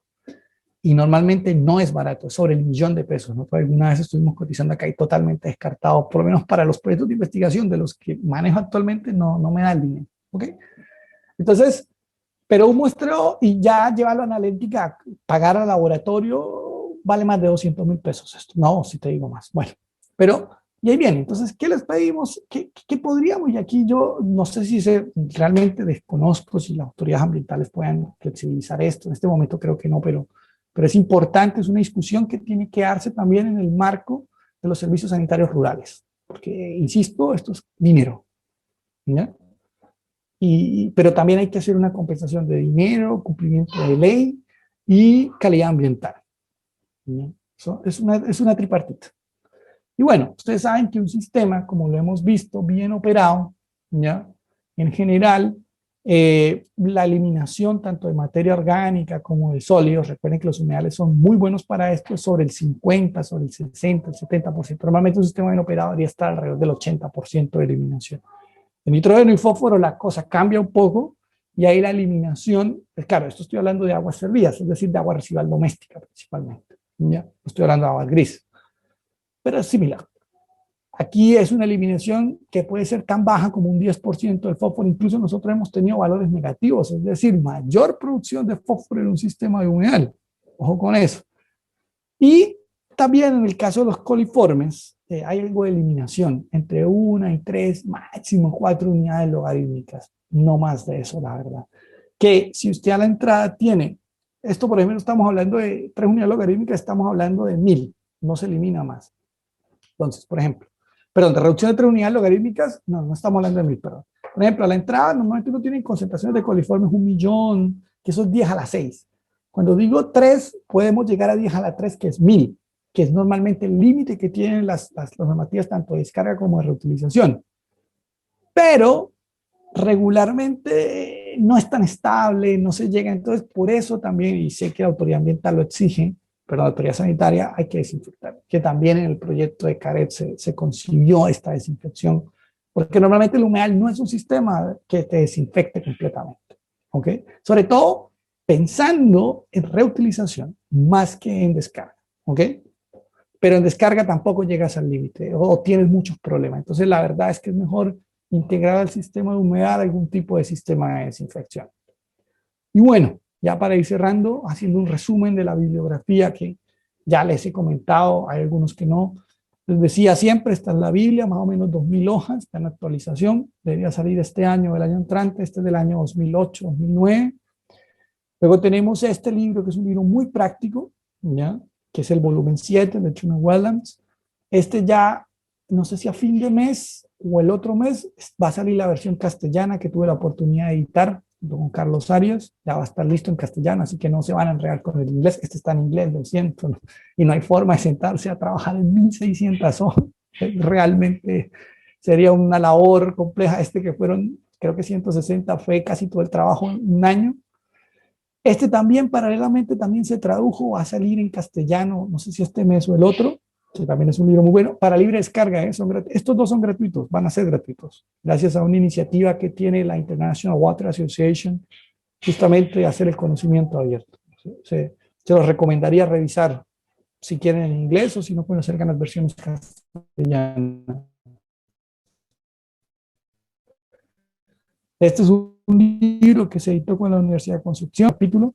Este es otro libro que fue el primer esfuerzo que se hizo hace ya ya como 4 años aquí en América Latina por varias personas de diferentes países, justamente para tratar de aterrizar la tecnología al continente. Este es un libro muy completo sobre humedales verticales. Esto lo hicieron gente de Grecia. Está en inglés y este sí tampoco hay forma de traducirlo por el tema de derechos de autor. Este sí, la verdad, la IWA fue la que tomó la iniciativa y fue bastante bueno. Este de la WERF, que también se los mostraba un poco de algunas cartas de diseño que usábamos. Generalmente estos 3 hay que comprarlos. Estos, insisto, van a venir. Actualmente las versiones inglesas son de libre descarga, pero las castellanas también van a venir de libre descarga. Este también está para libre descarga. Este también está para libre descarga. Y este es un manual antiguo de la EPA, más o menos del año 2000, pero todavía tiene cosas muy prácticas. Es muy completo. Habla principalmente de humedales superficiales y de flujo subsuperficial horizontal, porque como es del año 2000, todavía no estaba desarrollada la tecnología de humedales verticales como hoy sí está, o al año 2014 que se hizo este primer esfuerzo. Aquí ya se habla un poco más y aquí también se habla un poco más de eso. Aquí también hace unos 5 años a ver si ya falta información. Y bueno, a todos ustedes ya agradecerles la atención. Creo que aquí ya terminaríamos. Espero encontrarme con ustedes, ojalá presencialmente en algún momento cuando estemos más avanzado el proyecto. Y bueno, como les he dicho, aquí este no es un trabajo, ahorita no mostré resultados, pero en las otras presentaciones que hice en enero, que sí mostré resultados, que se hace con mucha gente joven, muchas mujeres, como ven ahí, trabajan bastantes mujeres. En los proyectos llegué un momento a tener en que teníamos 7, 8 personas trabajando y todas eran mujeres. Entonces también es bastante destacable el papel de las mujeres. Hay una mezcla en realidad de todo. ¿Ya? Eso. Con eso estaríamos, Gianfranco. Eso sería por hoy. Entonces abriríamos la sesión de preguntas. Voy a dejar de compartir, ¿vale?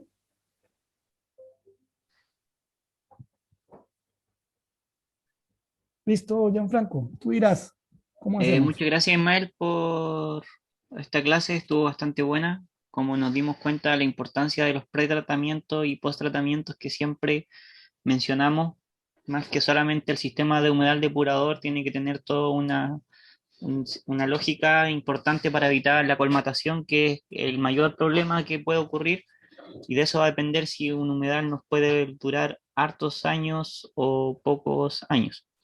¿Y el tamaño? No te Claro, olvides. sí, el tamaño, un buen dimensionamiento y una buena caracterización. Nosotros el Correcto. humedal lo terminamos solamente la parte constructiva y pretratamiento. Ahora estamos en la etapa de post-tratamiento, de cloración y descloración, para luego meterlo a estanques de acumulación. Y durante la época de otoño-invierno, esa agua ya se va a implementar en un sistema de riego junto a otros colegas. Le damos espacio ahora a las personas que quieran hacer consultas en honor al tiempo. Mira, Ismael tiene hasta las 3 horas justitas, así que por favor que las preguntas sean aquí hay algunas concisas. cosas, Gianfranco. A ver, dice iPhone de Jimena. Dice, bueno, habla sobre el sifón. Mira, Jimena, con los chicos, y Gianfranco lo puede responder mejor, fue algo, el sifón es difícil de calcular y la verdad fue que siempre lo hemos hecho más de tipo experimental. O me corrige, Gianfranco. claro. Sí, Es, el es- sifón lo hicimos de manera experimental. Por ahora probamos con un sifón de 180 litros, exacto. el cual nos estaba dando una pequeña, 2 pulsos al día, creo. Y luego probamos con un sifón más corto de 90 litros. Y ahora constantemente estamos probando la carga diaria. Pero como dice Mael, todavía no existe una fórmula para dimensionar un sifón de buena forma. Así que es un constante monitoreo y una buena caracterización del flujo de entrada, de la caracterización de los usuarios, que es lo más importante. Exacto, sobre todo de los flujos que se van produciendo, eso lo íbamos hablando con... Lo que pasa es que el sifón en sí, a ver, depende. Tú sabes que el sifón trabaja, en este caso que es un sifón de forma invertida, es así, tienes que tener una cabeza o altura hidráulica sobre ese sifón. Y eso depende de la forma del tanque y del volumen del tanque. Entonces, por eso es un tema que uno tiene que ir manejando. No es algo que uno pueda hacer tan directo con una relación matemática, como por lo menos podría ser el sifón invertido, que ese sí uno, perdón, que el sifón tradicional, que ese uno lo calcula hidráulicamente. Es diferente, ¿ya? Ahora, hay otro sifón que es el sifón francés, que es un sifón en el cual, voy a tratar de explicar de manera bien simple eso, pero eso se utiliza, insisto, estos sifones que estamos hablando para humedales verticales, no horizontales, ¿vale? Es un sifón en el cual es un sistema que tiene una tubería conectada así y tiene aquí como un contrapeso. Entonces el tanque se empieza a llenar, es como que el tanque se llena, luego hay unos topones, llega a un punto en el que este contrapeso descarga completamente acá. Yo la verdad no, sé que eso sí se diseña, hay forma de diseñarlo, tengo por ahí una foto, pero es otra forma de cargar sifón. En realidad, si pensamos, eso sí estamos pensando en plantas ya centralizadas, o sea, digamos, de 1.000 habitantes, 500 habitantes. Esto que estamos trabajando en Caret es un poco más para trabajo digamos, de casas. ¿Ok? Tenemos conectado a Juan Vera, que fue quien... Hola, hola, soy Jimena, que hice la pregunta del sifón. Ya. ¿Me escuchan? Sí. Sí, sí. Hola, oye, muchas gracias por la explicación, ha estado súper interesante todo el curso. Y claro, justamente yo tenía la gran duda del sifón francés, que lo he visto en fotografías y en libros, pero no he logrado comprender el diseño. Es un tema bastante, mira, hidráulicamente lo intentamos diseñar en algún momento, no es tan sencillo, hicimos pruebas y todo, pero, pero sí, funciona. Por lo menos el otro día conversaba con alguien y en Francia son los que se utilizan para suplicar los sistemas franceses, es el típico. Claro, sí. Yo te agradecería si tú pudieras enviarme, si tienes algo de información que quizás pueda complementar lo que yo he tenido, y si quieres yo también te puedo compartir algunas fotografías que tengo de los que Déjame buscar, porque la verdad eso lo vimos hace un rato, pero lo descartamos totalmente, porque no es era tan muy fácil ya difícil. como hidráulica. Lo que pasa es que es hidráulica, pura. Sí, Y ya, lo otro que digamos, en este momento de mi vida yo estoy más educado a lo depurativo, entonces es como o te dedicas a sí, uno o pastel a tus pasteleros, ¿sabes? sí, es Pastelero a que lo tus encontré pasteleros. muy bueno porque alimentaba, claro, de humedales muy grandes y de una manera muy eficiente. De Sí, todas sí. maneras, del sifón que construyeron acá en el práctico, si pudieran mandar un dibujo, un croquis, un más, porque en la información que enviaron sí está muy buena, pero no hay mucho detalle de cómo es ese en particular. Si nos pueden Gianfranco, enviar eso. esa le queda a Gianfranco, que ellos fue los que, y Juan, que fue los que terminaron haciéndolo, ¿vale?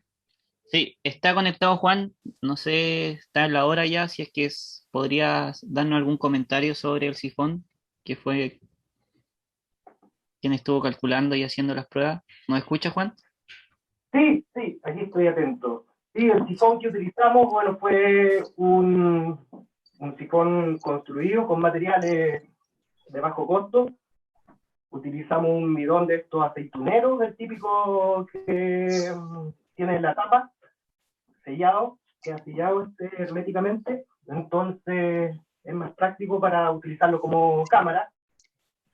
La cámara, como bien decía Ismael, se puede construir, se puede hacer de hormigón, ¿cierto? Se puede hacer diseñada la hidráulica en la construcción, pero a nosotros nos pareció más relevante usar este material, ya que puede ser más replicable y también abarata costos.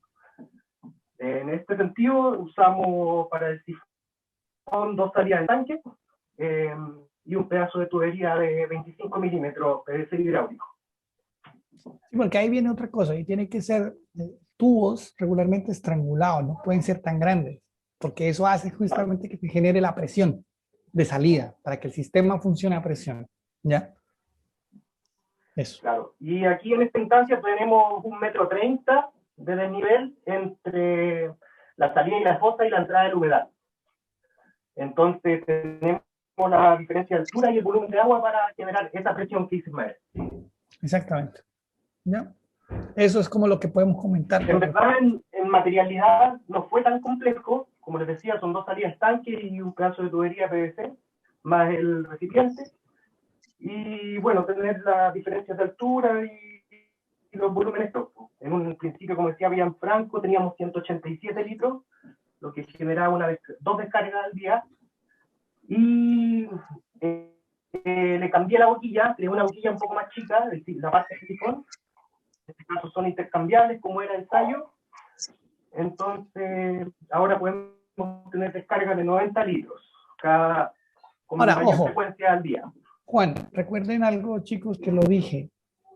El volumen de esta descarga está definido por el volumen que te da el tendido de tuberías, ¿ok? Y es mínimo el triple de ese volumen, ¿vale?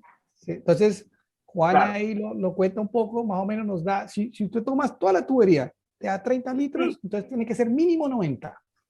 El que dosifiques con este sifón por cada carga. Sí, pues hice el cálculo del volumen de toda la red de distribución de agua, no me acuerdo cuánto era el largo total de la tubería, y eso por volumen. Por el diámetro. Se sacó, claro, diámetro por eso, ¿verdad? Y la sección, ahí está un volumen, el cual dio casi 30 litros. Entonces, sí, por eso llegamos a los 90 litros del sifón para ¿cuánto se llama? Lograr esta fórmula. Exacto, esa fórmula. Estamos hablando del volumen que hace la tubería que está al interior del sifón, ¿verdad? No, el que hace ese volumen de esa tubería, ¿no? El volumen de acumulación por cada pulso es el que estamos hablando. ¿Ya? El tiempo de dosificación. Cuando estamos calculando el volumen de la... Dime. El volumen tenemos que calcular, porque vamos a calcular los pulsos, ¿cierto? Los lotes con los que vamos a descargar. Cada lote es de mínimo 90 litros. Sí. Eso es. Sí. Exacto. Entonces ya depende también de la operatividad de tu sistema y ahí tienes que sacar la cuenta. Puede ser que le pongas más, porque recuerda que los pulsos son importantes, ¿no? Sí. Entonces ahí depende. Por eso te digo, tienes que irlo calculando. No es una cosa que tú tengas que hacer, que no es una cosa que venga como tan definida y estandarizada. Tienes que hacerlo a cada sistema. ¿Ya? La duda que tenía era esto, el mínimo de 3 veces el volumen. ¿Será 3 veces el volumen de la tubería que está al interior del sifón? No, no. 3 veces el tendido de tuberías que hacen el sistema de riego del humedal vertical. Recuerda que tú generas una red de tuberías, esa 3 veces ese volumen. La descarga, el volumen del lote. Exacto. Ya. Ahora entendí. Eso. Vale, súper. Ya, de todas maneras, sí que se puede mandar el croquis de lo que se hizo. Yo sé que está como en estudio y todo, pero si lo pueden mandar sería maravilloso. Vale. No tenemos un croquis así técnico, ingenieril, pero sí tenemos algunos cálculos básicos y algunas imágenes que podemos compartir, porque estamos, como decía Juan, probando constantemente, entonces estamos invirtiendo tiempo más que nada en monitoreo y ver cómo se comporta en terreno, así que en algún momento vamos a compartir eso. Pero por ahora tenemos algunos datos como los que comentó Juan nomás. Ya, hay otra muchas gracias. Vale, Jimena. Aquí otra pregunta, Bastián. Mostrar la serie de actividades de operación y mantenimiento que recomienda CICIDIMS del año 2017. Mira, 2 cosas. Por favor, por razones de tiempo, te invitaría a revisar el video, ¿vale? O si quieres, mándame un email y yo te mando el artículo en inglés, no hay ningún problema. ¿Vale, Bastián? ¿O quieres hacer una pregunta de eso? Esa digamos, sería la otra. No sé si por eso quieres que vuelva a proyectarla. Te lo pregunto. Están los 5. Juan Sandoval dice, hola, pretendemos iniciar obras en otoño. Si bien no es una época recomendada, correcto, que sí, atrasa la activación del sistema, correcto, más de 6 meses. Probablemente sí. Sería un periodo más extenso de adaptación, sobre todo de las plantas seguro. Puede ser que depurativamente, digamos, el sistema raíz, dependiendo del tipo de sistema, si vas a hacer un horizontal o un vertical, puede ser que haya una adaptación más rápida, sobre todo el vertical, ¿ya? Pero en general las plantas se te van a demorar más, eso es seguro. Patricia. Bueno, parece que no tenemos más en el chat, no sé si alguien se anima, alguna pregunta oral, no sé quién más pudiera tener alguna duda. Vuelvo a recordarle a las 25 personas que tenemos conectadas. Espero que todas estas personas que están participando ahora en el taller se hayan tomado el tiempo de responder la encuesta, porque nosotros cuando lo invitamos a participar, el compromiso, todos preguntaban si cobrábamos algo, más que eso, nosotros queremos en realidad entregar el conocimiento y medir de qué forma se está adquiriendo el conocimiento. Entonces, para que este proyecto pueda ser bien evaluado y dar buenos frutos que se está viendo, es importante la participación activa de ustedes como participantes. Y chicos, una cosa, también para que nos sigan financiando. Entonces, recuerden que no nos dan mucho dinero, entonces necesitamos de su colaboración para que, digamos, Corfo Los Ríos, que fue quien nos financió, vea que tuvimos impacto. En realidad, ese es el objetivo final que nosotros buscamos. Que tenga un impacto real, pero a nosotros nos piden medirlo de alguna forma. Y obviamente esta encuesta, como dice Gianfranco, ha sido la forma en que se instituyó, porque una de las cosas que podríamos ir viendo, yo creo que muchos de ustedes tienen iniciativas para hacer, crecer, pero yo entiendo que el monitoreo es un tema de dinero, si es un tema caro. Podríamos ponernos de acuerdo luego con los chicos de CARE, del SEUN, y hacer un programa de monitoreo y presentarse a la autoridad ambiental. Mire, nosotros en el curso aprendimos a hacerlo, pero ahora necesitamos conocer si lo que aprendimos a hacer está bien y podemos tratar de... Entonces esa es la importancia de lo que dice Gianfranco y también la importancia que, insisto, en el país hay sistemas y hay no sé si hartos, pero muy poco monitoreados, prácticamente nada.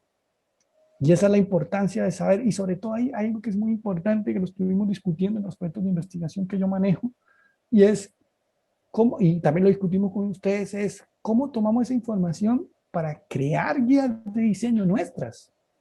Porque fíjense que nosotros estamos diseñando de otros países, ¿no? O sea, Dinamarca podrá tener un clima parecido al sur de Chile, pero no es lo mismo. Hay acá de nieve, empezando por ahí.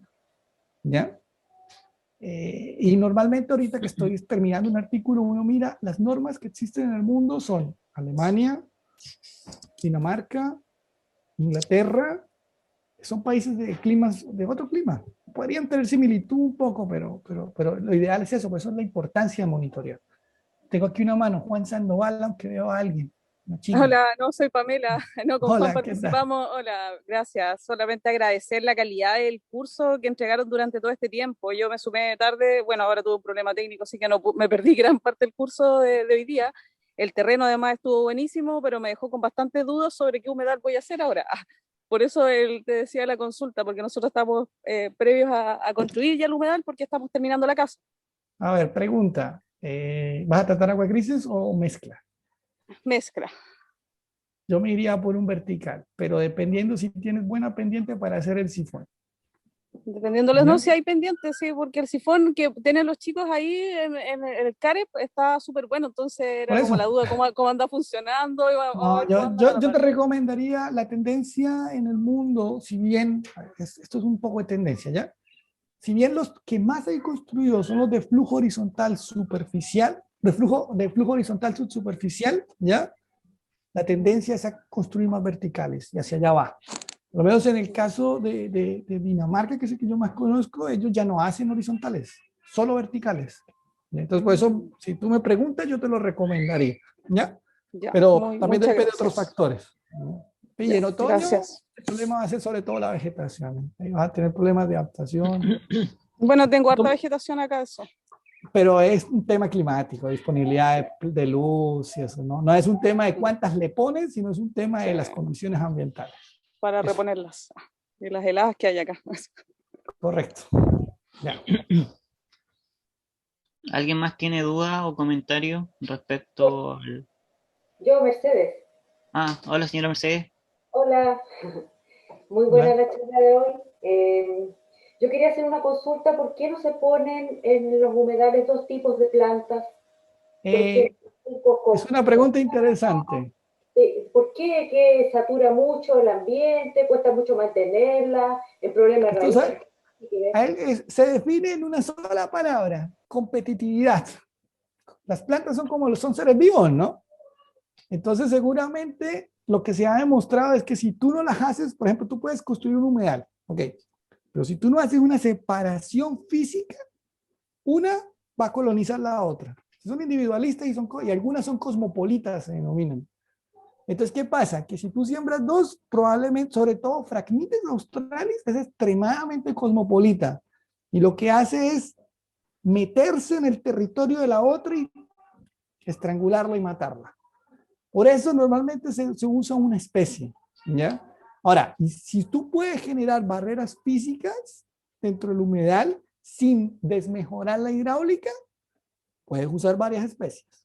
Por eso es. Ahora, lo de varias especies tiene una ventaja que sí se ha demostrado, y es que de cierta manera mejora la eliminación de nutrientes, pero muy poco. Pero esa es la razón, es por la competencia. ¿Ya? Es solo esa. ¿Vale? ¿Alguna otra pregunta a Gianfranco. Gianfranco, tú enviaste la obra que estaban haciendo en el sector de acá, que ibas a invitar a todos y bueno, lo enviaste. Tú puedes enviar ese trabajo técnicamente, digamos, con qué material usaste, la profundidad, los muros que hiciste, todo el proceso. Como la memoria constructiva, dice usted, don Carlos, ¿cierto? Digamos, toda la memoria, como dice y al enemigo Ismael, para que con eso se los va a aclarar muchas dudas. Sí. Gianfranco, ahí yo creo que eso es parte de lo... Tenemos Carlos, la parte disculpe. teórica, pero no tenemos la parte, digamos... Don Carlos, disculpe, yo creo que eso es parte de los manuales que tenemos que hacer, ¿no, Gianfranco? Al final... Sí, estamos trabajando en manuales más informativos, más que técnicos, para que en realidad sea de fácil conocimiento y no tenga que ser un experto, un arquitecto quien lea bien un plano, sino que más informativo y de divulgación, entender los conceptos clave. Ahí le agradecemos un poco de paciencia, don Carlos, porque va a tomar un tiempo eso, pero va a salir, o sea, es parte del proyecto, sí. No se preocupe por eso. Ahí tiene Melissa todo alzada a la mano, Gianfranco. Ya, Melissa, le damos el pase. Yo quería consultar respecto como si también es recomendable hacer humedales verticales en climas áridos donde, no sé, pues como que se pueda evaporar el agua o la humedad o no sé, ese tipo de cosas. A ver, Melissa, te tengo respuestas actualizadas, para más ñapa. Nosotros tenemos experimentos en el norte, justamente humedales verticales, ¿ya? No te puedo compartir la gráfica porque el paper está ya no está en revisión, pero ya lo estamos socializando entre los autores. Resumen, es parecido a si lo plantaras aquí en la zona central. Porque nosotros, ese artículo está enfocado, si quieres después me dejas un correo y yo cuando tenga el artículo publicado te lo puedo mandar. Es similar, de un vertical. ¿Ya? Lo pregunto porque, sobre todo como en estas zonas que, no sé, como Petorca y Apel, esos lugares que tienen crisis hídrica, entonces como este sistema es ideal para mantener ese tipo de cosas. Pues, por lo menos. Sí, pero a ver, ahí sí hay una cosa que es importante decirte, Melissa. Cuando hablas de verticales, se parecen. ¿Por qué? Porque hay algo que es importante tener en cuenta y es que tú aplicas el agua, recuerda, por arriba como un sistema de riego Stopper-Cole. Eso normalmente son minutos. Entonces, si hay una evapotranspiración, correcto, pero de todas maneras, como está protegido, recuerda que el fenómeno evapotranspirativo está ligado principalmente al viento y al sol. las temperaturas, ¿correcto? Tal vez por eso tu duda el clima árido, pero en un vertical más o menos lo proteges. Entonces, por eso en los dos lados es casi lo mismo. Ahora, cuando hablas de un horizontal subsuperficial, es diferente. ¿Por qué? Porque ahí el agua permanece más días. No son minutos, son días. Entonces, ¿qué pasa? La planta, dependiendo del tipo de planta, puede evapotranspirar más. Y ahí sí es diferente. Ojo con eso. Por ejemplo, hay un artículo que yo publiqué hace 4 años de experimentos en el norte del país y justamente una especie de planta no nativa era el doble de la evapotranspiración de una planta nativa. Y ahí también viene la importancia de utilizar plantas nativas. Gerardo, y si quieres ese artículo te lo puedo compartir. ¿Ya? Si quieres déjame un correo y ahí está clarito. Tú miras el gráfico de evapotranspiración y ves que la planta X evapotranspira el doble que la planta Y que era nativa.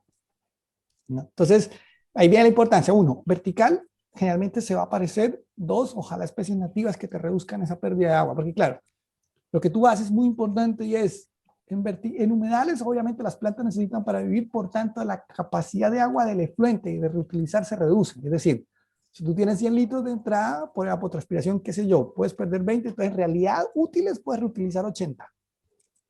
Entonces, de ahí la importancia de seleccionar plantas, sistemas y todo para reducir esa pérdida de agua por evapotranspiración. ¿Ya?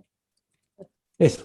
Entonces, si quieres, déjame un email y vera@ucm.cl y yo te comparto el artículo que ya está publicado y te compartiría el otro cuando lo tenga listo. O sea, cuando esté publicado, en realidad. Vale, muchas gracias y agradecer también el curso, que estuvo muy bacán, muy entretenido. Vale, no, gracias a ustedes por el tiempo. ¿Alguna otra consulta? Recordarle igual a los participantes. Sí, adelante.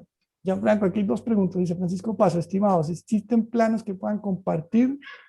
Bueno, hay algunos. Ahí no sé si eso se van a compartir en definitiva, pero creo que en el documento final se va a hacer, ¿no, Gianfranco? Claro, en el documento de difusión vamos a ir sacando cartilla informativa de esto. Porque como decimos, es importante como caracterizar bien la familia, el uso, más que replicar un plano en todos los lugares, porque se va a tener después problemas de... Sí, pero ahí también debemos hacer una advertencia, Gianfranco, y en Agua Grises tuvimos que hacer mucho tanteo, porque no hay información, recuerda. Entonces, claro. Básicamente tuvimos que tomar mucha información extranjera, no había nada en el país. ¿Ya? O sea, seguramente eso puede ser, Francisco también, al igual como a Carlos, le pedimos un poco de paciencia, va a salir en algún momento. José Francisco dice, a los que hemos respondido a la encuesta, ¿se le entregará algún certificado de constancia de participación? Ahí creo que no, Gianfranco, no sé. El certificado de participación va a ser durante todo el proceso. Sí, ya me acuerdo. Tú le dijiste que participar en todas las actividades del proyecto. Sí. Entonces, después de esto, vamos a tener jornadas de ordenamiento territorial y de mapeos colectivos de acuerdo a donde ustedes como usuarios ven la necesidad de implementar estas soluciones para ver en qué sector sería bueno en algún futuro implementar este tipo de solución como política pública. Bueno, aquí hay otra cosa, Flavia. Flavia, muchas gracias a ti por el tiempo. En realidad. Yo siempre estoy interesado en apoyar iniciativas de este estilo, y Gianfranco y Ignacio lo saben, que conmigo cuentan para estas cosas. Hay una cosa que me gustaría ya como para ir cerrando. Nosotros aquí hablamos en general de humedales para tratamiento y mejoramiento del agua, ¿ya? Nos enfocamos en aguas residuales domésticas, aguas servidas, aguas grises. Pero recuerden que también los humedales se pueden usar para proteger otros humedales, que es como dice Ignacio, humedales ayudando a otros humedales. ¿En qué aspecto? En que se pueden utilizar para tratar escorrentía, para un poco este concepto de ciudades esponja, ¿ya? Que es básicamente recordar que hoy día los patrones de lluvia en general son muy fuertes, son piques muy fuertes, pero después viene un periodo muy seco. Entonces, estos humedales ayudan a esto y ayudan a otros humedales. Entonces, eso también hay más aplicaciones, ¿no? Eso también quiero dejarlo claro. En ese reporte 27 de la IWA hay una gran documentación de aplicaciones que ustedes pueden ver.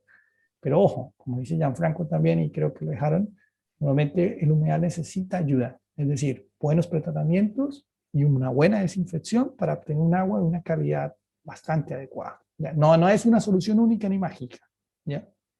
Eso también es importante que quede ese mensaje. Y también, sobre todo el pretratamiento depende del agua que llega. puede ser, ya cuando entramos a residuos industriales es otro el cuento, ya que también alguien lo preguntaba por ahí en enero, me acuerdo.